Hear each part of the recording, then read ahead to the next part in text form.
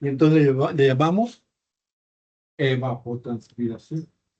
Si se fijan, acá no le pusieron evapotranspiración, nada más evaporación de la parte abiótica, que es la hidrosfera, y acá de la parte biótica.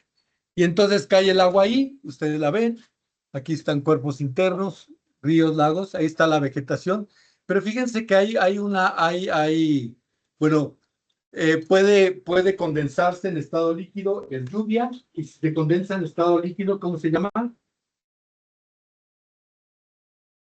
Si se condensa en líquido, se llama lluvia o lluvismo, ¿cierto? Y si se condensa en forma sólida, ¿cómo? Nieve, granizo, ¿cierto? Entonces, si se condensa a baja temperatura, entonces va a caer en forma de nieve o de hielo, para hablar del efecto. Pero fíjense que ahí, abajo de vegetación, sí le una palabra que se llama goteo. Entonces, esta parte es bien importante, bien importante en ecología, porque cuando ustedes ven una tormenta en un bosque o con una planta, ven que se está moviendo, ¿no? Ya sea por el viento o por las hojas que caen. Entonces, ¿a qué velocidad cae una gota de agua? ¿Qué velocidad cae una gota de agua?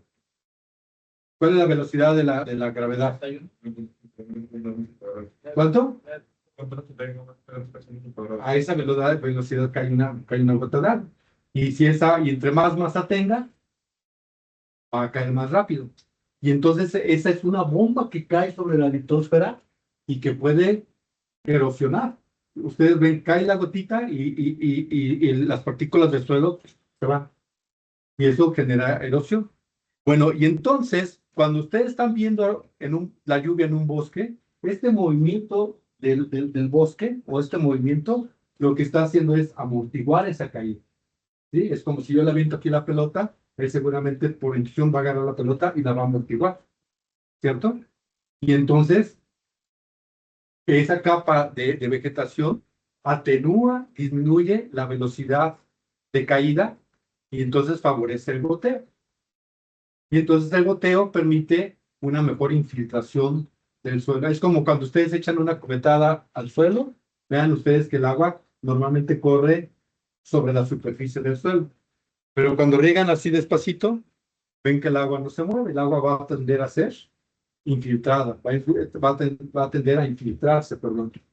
Y entonces el goteo forma una parte bien importante para alimentar al suelo de agua, que también es otro tema.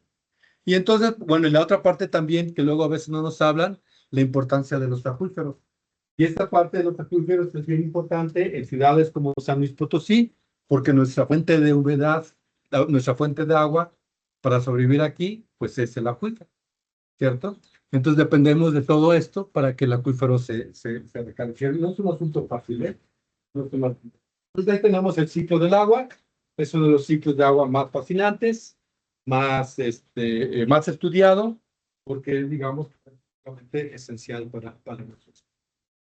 Y claro, el carbono, ¿no? Decía Carl Sagan que estamos hechos del polvo de las estrellas, ¿no? El carbono es un elemento del que tenemos ahí en composición, es sumamente versátil, ¿no? Con esos cuatro enlaces se enlaza con prácticamente todo. Tan así que hay una rama de la química que se dedica a la que es la química orgánica, por la infinidad de posibilidades de combinación con los otros elementos para generar compuestos nuevos, ¿no? Entonces el carbono es esencial. ¿Dónde creen que está su pozo depósito del carbono? ¿Perdón? A ver, veanlo ahí. Ahí tiene la información. En la atmósfera hay 2% de carbono, en la litosfera 22%, fíjense la hidrosfera 71%, biosfera 5%. ¿Cuál es el pozo depósito del carbono? La hidrosfera. Y básicamente estamos hablando del fondo marino, que son los sedimentos que vinieron de los continentes con la erosión y durante miles de años se han ido depositando al fondo del mar. Entonces, nuestro mayor depósito de carbono son esas rocas submarinas en el fondo del mar. Por eso hablamos de la hidrosfera. ¿cierto? Y claro, hay otra parte importante, como es el de la atmósfera. Ahí tenemos el dióxido de carbono, pero como pozo de depósito, la atmósfera es el gran lugar donde está el gran depósito de carbono, ¿no? Hay una palabra interesante ahí miren, aquí sí sirve, pues no tenemos. Fijación biológica. Fíjense que fijación biológica, ¿ustedes saben cómo está compuesta la atmósfera? ¿Cuál es el principal gas que está aquí en la atmósfera? El nitrógeno, el 70%. Cada vez que jalamos, el 70% de lo que entró a mi cuerpo fue nitrógeno. Pero el nitrógeno no es afín a ninguna estructura que tenemos. Entonces, cada vez que exhalo 70% de nitrógeno. Si no lo proceso metabólicamente, así como entra, sale. ¿Y qué pasa con el 20% de oxígeno? Jalo y el oxígeno aquí se va a unir a la sangre. ¿Y qué tiene en el centro los glóbulos rojos? ¿Y la hemoglobina qué elemento tiene ahí? Hierro. Entonces, ese oxígeno va a ser fijado por el hierro. Entonces, cuando uno oye la palabra fijación, es cuando un elemento químico entra a la parte biótica e interacciona y se fija, ¿no? En este caso es un ejemplo elemental, el oxígeno hacia la sangre a través del núcleo de hierro de los glóbulos, ¿cierto? Pero el nitrógeno pasa y no lo puedo fijar y sale. Pero menos mal que no es tóxico, ¿va? Si no me moriría. Bueno, entonces en todos los ciclos, biogeoquímicos, tienen que preocuparse es cómo se fija. Básicamente lo que están diciendo es cómo entra la parte biótica y qué proceso bioquímico permite que ese elemento químico se incorpore al metabolismo, ¿no? Ya el ejemplo más elemental pues, es el de la respiración. Y entonces el carbono tiene que ser fijado de alguna manera. ¿Quién es el principal fijador de carbono? Ahí lo tienen, los vegetales, ¿cierto? Los vegetales que van a absorber agua de las raíces, para hablar de las plantas terrestres. ¿De dónde viene este? De la atmósfera. Esta es la radiación fotosintéticamente activa, es decir, una parte del espectro electromagnético del Sol. Entre 370 y 720 lambda, longitud de onda, que es la parte de la longitud de onda que las plantas captan para la fotosíntesis. Si ustedes algún día llegan a tener un invernadero, dicen, pero este invernadero tiene que producir de noche, no solamente de día. Hay que poner el jitomate a trabajar 24 horas. Entonces dicen, a ver, ingeniero, vaya y compre los focos. ¿Cuáles focos van a comprar? Pues un foco que emita la luz en esa longitud de onda. ¿Estamos de acuerdo? Si le ponen cualquier foco, pues no va a fotosintetizar. Pero tienen que buscar, claro, si ustedes buscan, hay focos para invernadero. Y el foco para invernadero, o la lámpara, para decir lámpara, emiten en la longitud de onda de la radiación fotosintéticamente activa, ¿cierto? Pero aquí, digamos, nos dedicamos a las lámparas, es parte del espectro electromagnético del Sol que absorben esa longitud y las plantas ahí funcionan. Bueno, entonces, en ese proceso, cuando entra el oxígeno a la planta y es fijado, hace ratito les hablaba de las suculentas, ¿no? Y es fijado en el ciclo de Calvin, en las plantas, en ese momento lo fijó, ¿cierto? Porque nosotros también tomamos dióxido de carbono, pero no lo fijamos. Lo fijan las plantas. Y luego, a través cuando comemos la planta, entonces ese carbono fijado entra a nuestro cuerpo, ¿cierto? Y ya lo incorporamos, digamos, el carbono como parte de nuestra nutrición. Pero somos incapaces de fijar el carbono atmosférico en forma de dióxido de carbono, ¿cierto? Entonces, la palabra fijación es bien, bien interesante y casi siempre se hace referencia a la fijación biológica. Ustedes van a oír la fijación biológica del nitrógeno, del carbono, del oxígeno, que ya la Y vean ustedes, ahí lo tienen, no puede ser tan sencillo como esto. Tenemos la atmósfera, tenemos la biomasa vegetal y animal y tenemos el detritus. Entonces, básicamente tenemos un proceso de fijación del dióxido de carbono de la atmósfera hacia la biomasa a través de la fotosíntesis y luego tenemos también la respiración, ¿no? De los animales que es en forma de dióxido de carbono, que es la flechita que sale hacia la atmósfera y luego tenemos, ¿cómo se llama esta flecha, dijimos? Que viene de la parte biótica, detritus, ¿cierto? Que es, decíamos, basura, ¿no? O sea, todos nuestros desechos que van a estar aquí. ¿Y quién los va a descomponer? Los desintegradores. Y en ese proceso de desintegración también liberan carbono en forma de gas, ¿cierto? Que es esta flechita, ¿cierto? Cuando, de hoy en adelante, cuando ustedes vuelan a podrido así, ya no digan huele a podrido, dicen, pues, huele a ciclo bioquímico, ¿eh? Y así ya en la pantalla ya no huele a podrido, es decir, hay algún proceso de descomposición que está despidiendo algún compuesto, ¿cierto? Entonces, por eso le huele ese olor a azufre, ¿no? Ya no huele, ya no es podrido, es. Huele a ciclo, aunque usted no lo crea, está abriendo el ciclo. Ya, se apantallan ahí. Claro, aquí ya está mucho más elaborado. Es la misma imagen que vimos hace rato. Aquí está el árbol, ahí está la respiración, la fotosíntesis, la generación de hojarasca, la descomposición, todo el proceso. Y aquí lo tenemos en el elemento acuático, en donde no tenemos grandes plantas, pero tenemos una gran masa de fitoplancton, es decir, algas unicelulares, que realizan ese proceso de fijación del CO2 y se reproduce todo lo que acabamos de ver. ¿Cierto? Pero en el medio. ¿Hasta ahí vamos bien? Es el mismo ciclo, ahí lo tienen, ¿no? ¿Cuál es la diferencia con el ciclo anterior?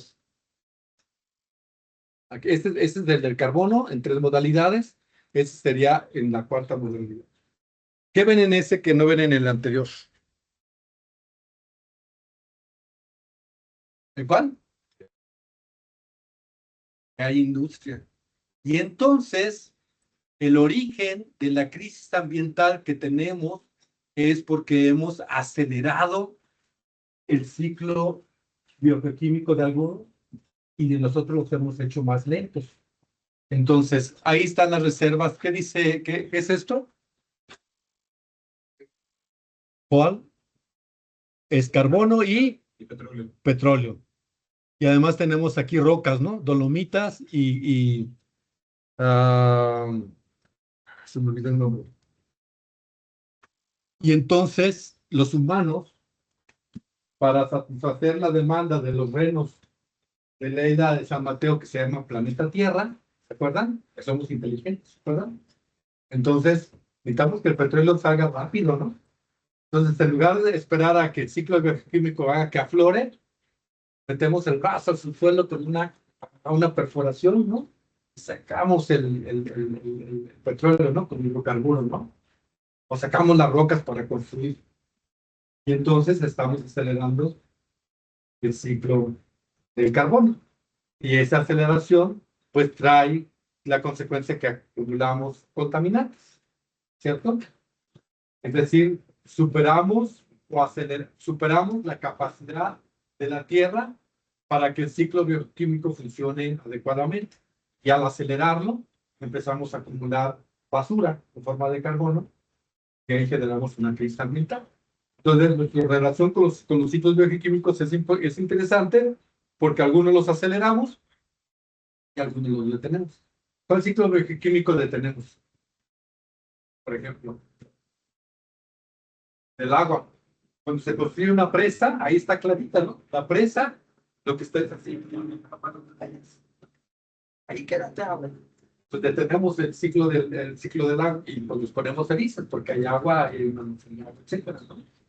Pero el ciclo del agua era que esa agua corriera hasta el mar con todos los sedimentos. Han oído, por ejemplo, que tenemos un problema grave con las pescaderías, ¿no? Y en efecto, ustedes ven los programas esos de pesca mortal, ¿no? Y entonces, hay muchos pescadores ahí en la costa. Es bien fácil la ecuación. El problema de las pescaderías no está en el mar, El problema de las pesquerías está tierra adentro. Cuando ustedes construyen una presa, detenemos el ciclo bioquímico del agua, pero no solamente del agua, sino de todos los elementos químicos que vienen con el sedimento, que tienen que alimentar al mar, ¿cierto? Todo el río va a arrastrar sedimentos, y los sedimentos que son nutrientes. ¿Y esos nutrientes a dónde iban a ir? Al mar. ¿Y qué iban a hacer en el mar? Pues a que los peces desarrollaran su población. Cuando ustedes detienen el ciclo del agua, detienen los sedimentos, y entonces la cantidad de nutrientes que entran al mar disminuye, ¿cierto? Y si ustedes son pescadores ricos, dicen, ching, ahora ya hay menos pescado, pero yo necesito mantener la producción. ¿Cuántos barcos tenemos? 5. Pues cómprate otros 5, ¿cierto? Y así como yo pensé en otros 5, él piensa en otros 10, en otros 15, en otros 20, en otros 30, y llenamos la costa de barcos. Entonces llegamos, no, el problema es que hay muchos barcos pescando, pero ese no es el problema. ¿El problema cuál es? La presa que está deteniendo el ciclo biogeoquímico. Tan así que en muchos países se pusieron a analizar y se están quedando con la mínima cantidad de presas. Y están derrumbando otras presas para que el ciclo del agua continúe. Siempre que aceleramos un ciclo o detenemos otro, siempre nos va a generar un problema ambiental.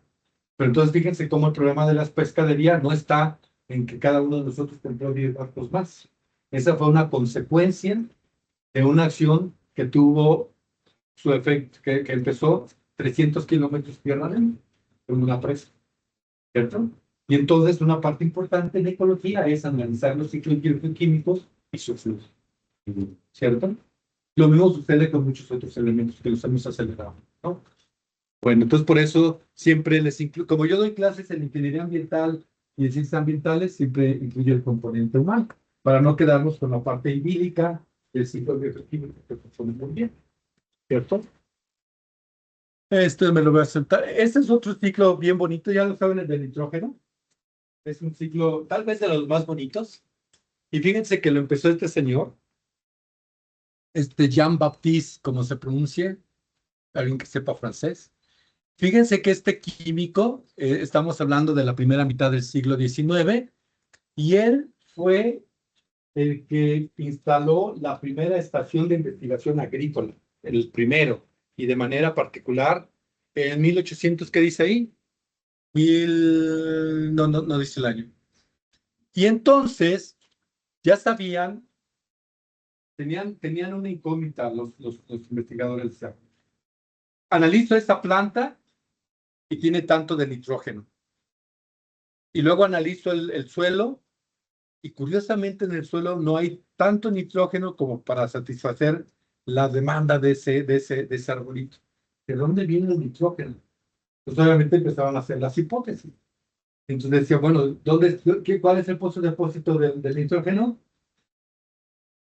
De la atmósfera. Pues ha de venir de la atmósfera. Es una buena hipótesis. Ahora ya nos parece ridícula porque sabemos la respuesta, ¿no? Pues de la atmósfera, ¿no? Y él entonces empezó a hacer una serie de experimentos, y él refutó la creencia o la hipótesis de que las plantas recibieran el nitrógeno por la atmósfera. Y demostró, dice, no, el nitrógeno entra por el suelo. ¿Y cómo diablos llega el nitrógeno al suelo? Si normalmente no hay nitrógeno en el suelo. Pues yo no sé, pero de que lo toman del suelo, lo toman del suelo. Y entonces, eh, esa parte me la salto ahí. Y entonces se puso a analizar, Noé, digamos, ya fue un problema que se resolvió entre el siglo XIX y el siglo XX, y ahí tenemos otra vez la palabra fijación.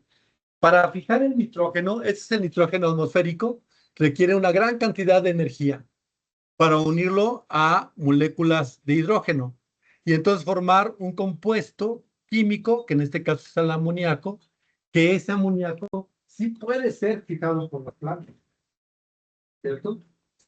Y entonces lo que descubrieron es que fenómenos como los que están viendo ahí, que son de alta cantidad de energía, la radiación cósmica, meteoritos, relámpagos, actividad volcánica, era efectos suficientemente energéticos para hacer algo tan sencillo como para unir el nitrógeno atmosférico con moléculas de hidrógeno para formar compuestos que pueden ser fijados por las plantas. Y aún así dijeron, pues miren, entonces vamos a los lugares donde hay más rayos en el mundo.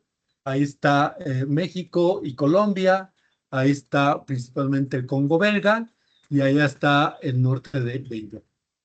Y fueron, y dijeron, pues sí, en efecto, aquí hay muchos rayos, pero no hay una gran cantidad de nitrógeno en el suelo como la que hay en un lugar donde hay menos rayos. Pues que ya nos está pasando, ¿no? O sea, sí había más nitrógeno, pero no era así como una diferencia muy importante. Y entonces se encontraron que así como hay una aplicación abiótica del nitrógeno ligada a esos fenómenos químicos, hay una fijación biológica también. Y entonces se encontraron que estos botánicos encontraron que las leguminosas, ¿saben cuáles son las leguminosas? Las leguminosas son todas las plantas que producen, que tienen vainas. Vimos hace ratito el Sophora secundiflora, ¿no? Que tiene, parece tamarindo. Esa es una vaina. El frijol es una vaina. Las lentejas, las habas, ¿no? Todos esos son el garbanzo. Entonces encontraron que estas plantas podían fijar el nitrógeno, es decir, unirlo a una molécula y producían nitritos y nitratos. Y lo que encontraron fue que en las raíces, ahí en esas raíces, había unas bolitas chiquitas. Y cuando vieron las bolitas, ¿qué creen que eran? Bacterias.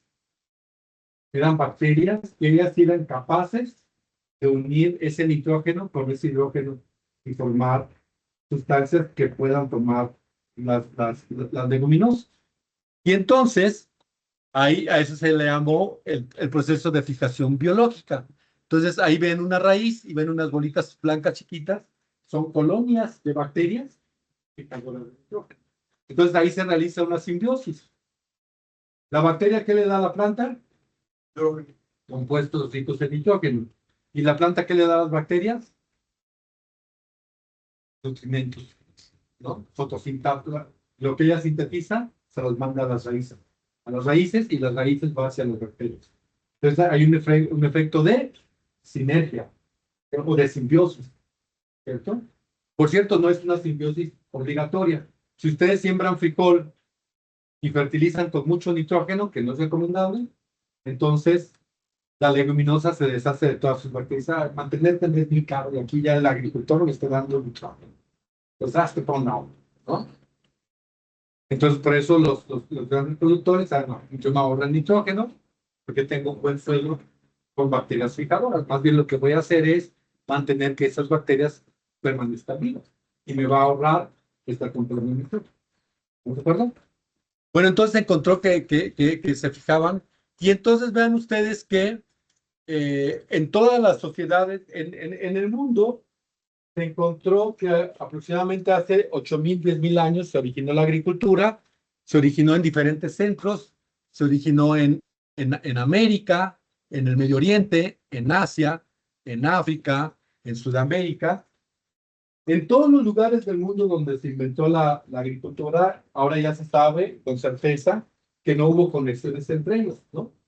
Si ven History Channel van a decir que andaban los marcianos repartiendo tecnología, y eso es falso.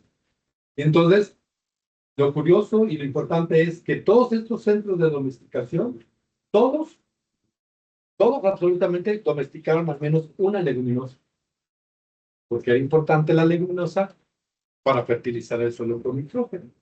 Y entonces ahí les pongo algún ejemplo. El frijol, la leguminosa típica de América, el garbanzo del Medio Oriente, además de otros, ¿no? La soya de Asia y la vigna de África. Todo el mundo domesticó leguminosas, importantísimo. No hay centro de la agricultura mundial donde no haya una leguminosa domesticada. Y nosotros lo estamos viendo aquí en el siglo XXI y los agricultores hace 8.000 años ya lo sabían. Por eso domesticaron leguminosas. Porque son las únicas que pueden fijar el nitrógeno. Es decir, son las que permiten que haya un ciclo biogeoquímico, porque la parte bio, las leguminosas son importantes para que ese elemento entre a la parte biótica. Las hay más, ¿no? Las hay más. Ya luego encontraron bacterias de vida libre, bacterias en los cuerpos acuáticos, con las algas verdes azules. ¿Han oído hablar de la espirulina? Era una alga que consumían los aztecas que cosechaban, que cultivaban en el lago de Texcoco. Cuando le vean ahí espirulina, normalmente se los venden como un alimento altamente nutritivo porque es muy rico en nitrógeno, ¿no? Pues para hacer proteína. Entonces, la espirulina es una alga verde azul. Es un género mexicano. Y entonces, lo que tenemos es, está el nitrógeno atmosférico, N2, tiene que haber una fijación, principalmente una fijación biótica que va a ocurrir en el suelo, y la van a realizar microorganismos que están en las raíces de las leguminosas, ¿estamos de acuerdo? Y entonces, ¿el nitrógeno para qué se utiliza en el cuerpo de los animales? Se utiliza para elaborar proteínas. ¿Y cuáles son los tabiques de las proteínas? Los aminoácidos, ¿sí? Son conjuntos de aminoácidos, hacen una proteína, ¿cierto? ¿Y qué sucede cuando una proteína, imagínense que ya esa leguminosa fijó el nitrógeno, elaboró aminoácidos, los puso en sus semillas o en sus hojas, y luego la hoja cae, ¿no? O la planta se muere. Y entonces lo que tenemos es una gran cantidad de aminoácidos. Y entonces hay un proceso de descomposición de proteínas que se llama aminoácidos. Cuando ustedes leen amonificación es un proceso de descomposición natural para descomponer las proteínas, ¿cierto? Y se llama amonificación. Y entonces ya lo tienen ustedes ahí. También lo realizan microorganismos del suelo. Y entonces básicamente este grupo amino, que están las proteínas, que está en un aminoácido en las proteínas, se va a descomponer en amoníaco, y ese amoníaco puede ser absorbido por las plantas o puede ser convertido en amonio, ¿cierto? Y entonces el suelo de las leguminosas es muy buscado porque genera, es un suelo muy rico en compuestos nitrogenados. Normalmente en ecología decimos que las leguminosas son una isla de fertilidad, porque en su entorno, como están tirando hojas, semillas, frutos, van muy ricos en nitrógeno, entonces se convierte en un lugar muy buscado por las otras especies que no pueden fijar nitrógeno. ¿Eh? Bueno, ahí tienen a los aminoácidos, nada más era para ponerlo. Y luego tenemos también que hay procesos de descomposición. El amonio, aquí lo tienen el amonio, el nitrito, se puede descomponer por estas bacterias en nitritos o en nitratos. Y al final de cuentas, perdón que se repita aquí, tenemos un proceso de desnitrificación. ¿Cuál es el proceso de desnitrificación? Cuando regresa al ambiente. Acuérdense que es un círculo, ¿no? ¿De dónde tomamos el nitrógeno? De la atmósfera. ¿A dónde va a regresar el nitrógeno? A la atmósfera. ¿Cómo se llama ese último paso? Se llama desnitrificación. Y entonces, básicamente, lo que ustedes ven aquí, el nitrato, ¿sí? Que por un proceso energético, bacterias como Pseudomonas o Thiobacillus lo van a descomponer en nitrógeno molecular y en agua, y esto es lo que huele a podrido. Que ya no se va a decir huele a podrido, huele a ciclos bioquímico. Ese es el olor característico cuando dicen huele a huevo podrido, ¿no? Este río como huele a huevo podrido es básicamente proteínas descomponiéndose. Es decir, huele a ciclo bioquímico activo. Entonces ustedes pueden decir, peor que no oliera, porque si no huele, entonces significa que no están funcionando los procesos de descomposición, ¿cierto? Entonces, qué bueno que huele, pero significa que eso se está descomponiendo. Y entonces, cuando tenemos esto en mente, significa que el ciclo está funcionando. A lo mejor no a la velocidad que quisiéramos. ¿Cómo hemos acelerado los humanos los procesos de descomposición? con las plantas de tratamiento, ¿cierto? Una planta de tratamiento lo que hace es acelerar el proceso de descomposición rápido, metiendo el oxígeno con cultivos de lodos biológicos, etcétera, para limpiar esa agua. Pero básicamente una planta, imagínense el primero que diseñó una planta tratadora, tuvo que analizar muy bien un ciclo biogeoquímico, ¿no? ¿Cómo se realiza este proceso en un ecosistema natural? ¿Y cómo puedo yo entonces diseñar una planta de tratamiento para que simule el proceso de descomposición? Y eso le voy a llamar planta de tratamiento y la voy a vender. Pero no hay nada nuevo bajo. Bueno, lo nuevo bajo el sol fue la inteligencia de este ingeniero para simular los procesos de descomposición y acelerar el ciclo bioquímico para recuperar nitrógenos y agua pura. ¿Cierto? Pues ahí lo tienen todo. Este me gusta mucho porque es el del oxígeno, casi nadie lo menciona, ¿no? Aquí tenemos la día y noche, cosas que ya platicamos. Esa es una buena pregunta. ¿Dónde será el pozo depósito del oxígeno? ¿Es lo que está ahí? En la litosfera. Vean ustedes, es un fenómeno bien interesante. Claro, uno pensaría luego que en la atmósfera, ¿no? Que de ahí lo tomamos. Ya ven que yo normalmente en mi vida he tratado de evitar subirme al camión donde todo el mundo se sube, ¿no? Por ejemplo, cuando todo el mundo anda diciendo, los jardines de polinizadores, sí, hay que cuidar los jardines. Todo jardín de polinizadores, mira, aquí viene, oiga, ¿dónde tienes su jardín polinizador? Todo el jardín es jardín de polinizadores, ¿no? No necesitas tener una parte para mariposas y que la gente vea, no, todo es polinizador, ¿estamos de acuerdo? Entonces yo siempre he tratado de no subirme a esas discusiones, ¿no? Sí. Bueno, y entonces, normalmente la gente dirá, bueno, el principal pozo de depósito es el del oxígeno, que es la atmósfera. Cuidemos la atmósfera, ¿no? Lo que tenemos que cuidar es la litosfera. Y entonces está el mundo, la Tierra, y ya saben que hay de esas teorías que están en las redes antes de las redes expresas.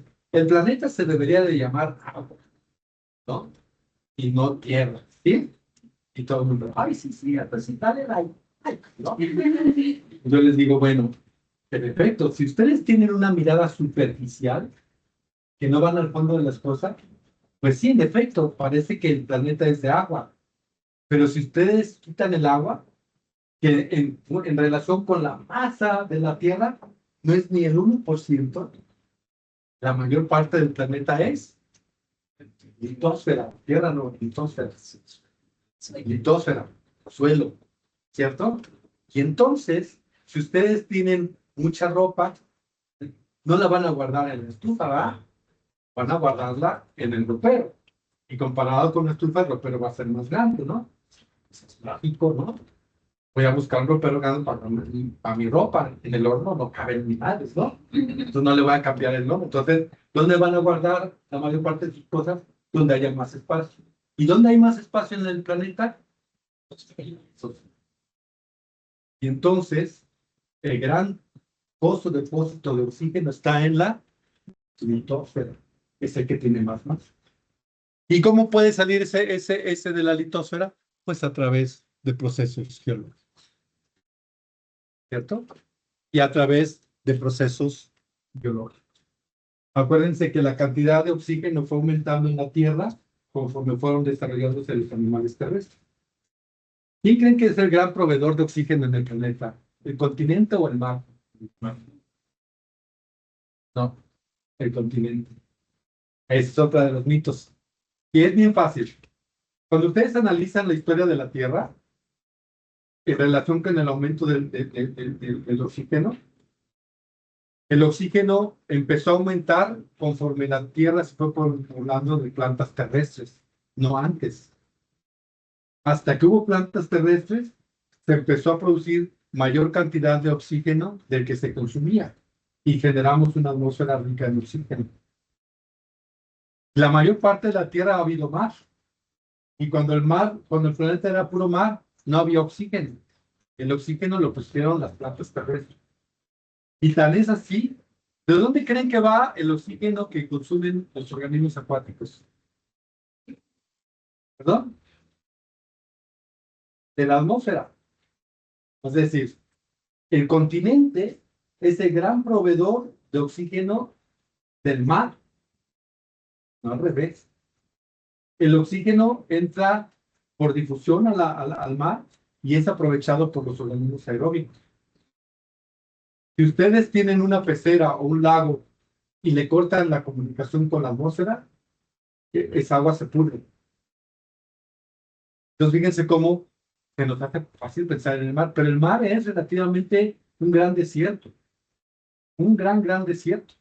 La parte rica del mar está en las costas, nada más en las costas.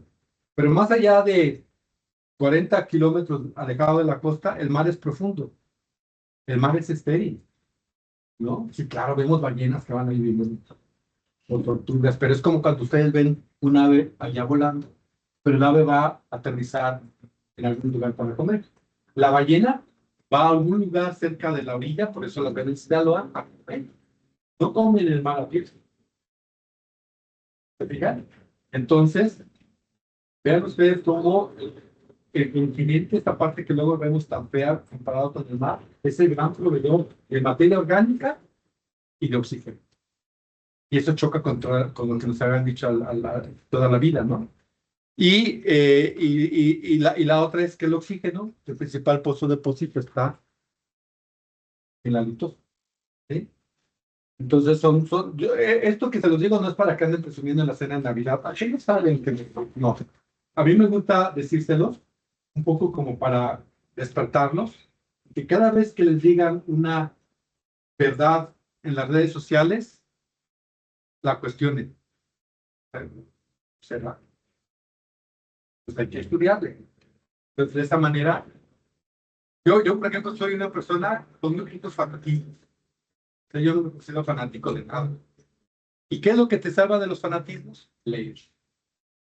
Leer es lo único que te salva de ser fanático. Te salvas de ser fanático religioso, fanático ambientalista, fanático del amor, fanático del desamor, porque lees. Eso te da un equilibrio. Las personas que no leen, entonces están sujetas a ¿qué me dijo él? ¿Qué me dijo él? Entonces me la voy creyendo toda, ¿no? Pero no me interesa comprobar si lo que él dijo es cierto o no. Y lo único que me puede salvar a mí es leer. A ver qué me dijo él. Voy a echarle una revisión. Pues no, resulta que no. Y de esa manera uno se salva de los fanatismos. Se conserva como una persona independiente de los fanatismos y créanme que es uno más feliz. Cuando te haces fanático de algo, parte de tu libertad la tomaron. Entonces tienes que ser miembro de esta iglesia. Pero cuando tú no eres fanático, tú eres libre de moverte como tú quieras. Y no estoy hablando de religión, estoy hablando de las redes sociales y de todo esto que nos inunda. Siempre cuestiónenselos, siempre cuestiónenselos, ¿no? Tampoco vivan obsesionados, ¿no? Hay cosas que valen la pena y otras que no. Entonces, en ecología hay una gran cantidad de ideas generadas por las redes sociales que realmente no funcionan como ellos dicen, ¿no? Entonces, para que se pongan ahí.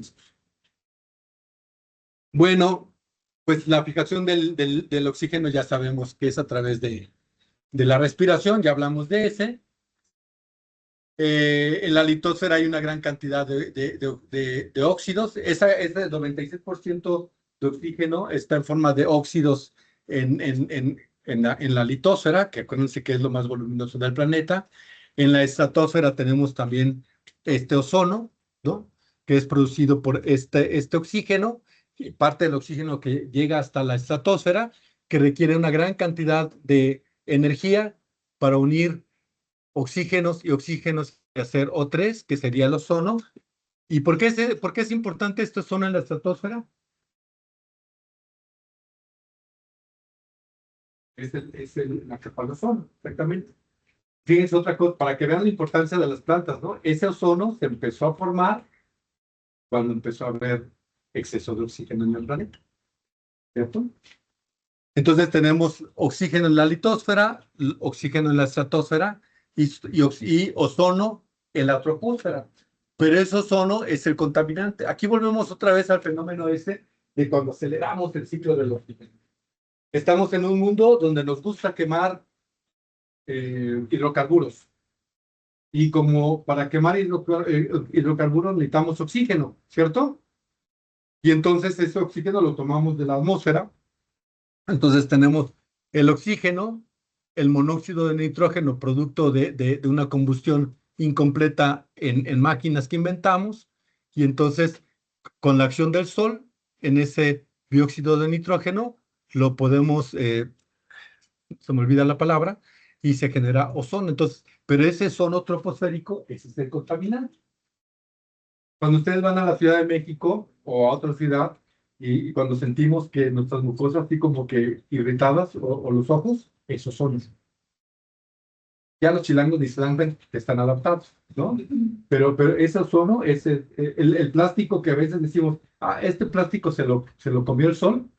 Lo que se ha comprobado es que es más bien la acción del ozono que les compone el plástico. Entonces tenemos oxígeno en la litosfera en forma de óxidos, oxígeno el ozono en la estratosfera y el ozono en la troposfera. Y bueno, ya regresamos y normalmente en la clase hago que ahora coloquen todos esos elementos químicos que vimos en la clase, que los compongan en las fechas, ¿no? Que sale. Pero es que eso ya lo avanzamos un poco, ¿no? Y ya eso también ya se los adelanté, falta 2 minutos para las 3, pero es básicamente la importancia de los ciclos biogeoquímicos en nuestra vida, ¿no? Y básicamente la alteración de los ciclos, acelerar la ciclicidad. Por ejemplo, aquí esta es una fábrica de amoníaco que se diseñó para acelerar el ciclo del nitrógeno y obtener fertilizantes, ¿cierto? Entonces, esa sería la tercera vía de aplicación, que sería la abiótica, la biótica y la humana. El problema de la humana es que genera mucha contaminación. También nos habló de las hambrunas, ¿no? O sea, el tipo que inventó este proceso que están viendo a la derecha le dieron el premio Nobel, porque cuando encontró cómo acelerar el ciclo del nitrógeno para formar amoníaco y generar fertilizantes, generó que hubiera suficiente alimento para todos nosotros. Y existamos. Eso es el meritorio, ¿no? Nadie tiene por qué morir de hambre. El asunto es que después se nos ha convertido en un problema. Bueno, ¿cierto? Pues ahí está, si no me equivoco, ahí está la presa para hablar de la ciclicidad, de la interrupción de la ciclicidad del ciclo del agua. Y colorín colorado, de aquí hemos llegado, ¿no? Espero que les haya gustado. ¿Preguntas, comentarios?